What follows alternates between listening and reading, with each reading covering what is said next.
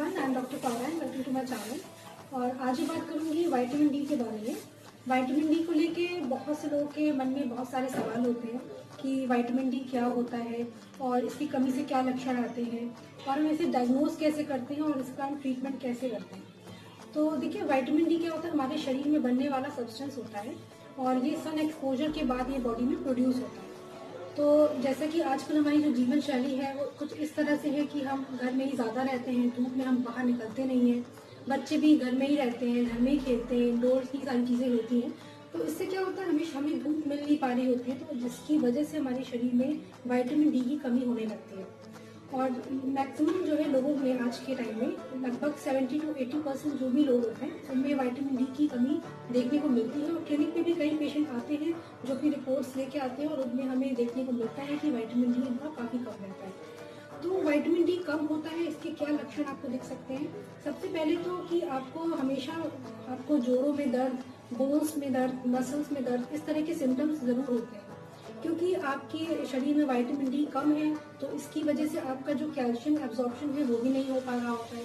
इससे क्या होता है, आपके ब्लड में कैल्शियम की कमी होती है और कैल्शियम की आपूर्ति के लिए ये जो बोन्स होती है, बोन से कैल्शियम निकालता है ब्लड। इसकी वजह से क्या होता है, आपकी धीरे धीरे बोन्स कमजोर होने लगती है, ब्रिटल होने लगती है और आगे चल के आपको ऑस्टियोपोरोसिस की भी समस्या हो सकती है।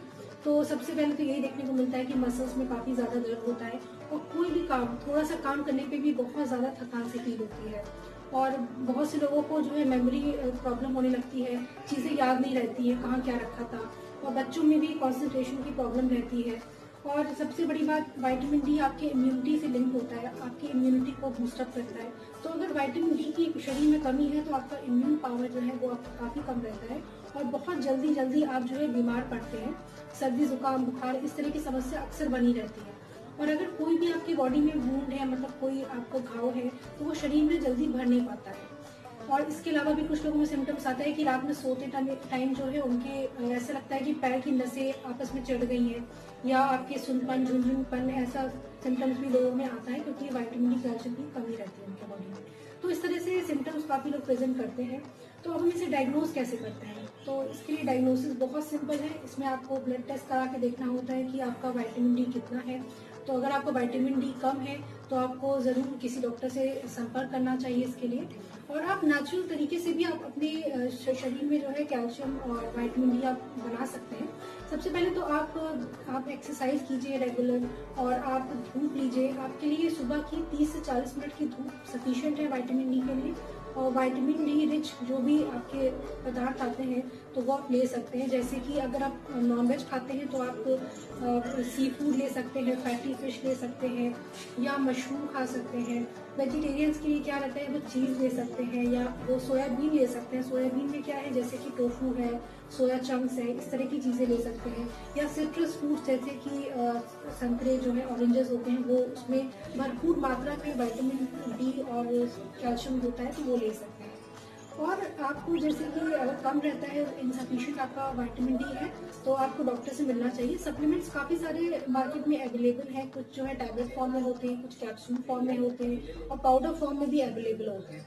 तो जो टैबलेट होता है वो बहुत पुराना फॉर्म है विटामिन डी का, तो इससे लेकिन कुछ लोगों को क्या होता है, प्रॉब्लम होती है, जैसे कि एसिडिटी हो जाती है या कॉन्स्टिपेशन की शिकायत रहती है, तो उनको पाउडर फॉर्म में लेना चाहिए।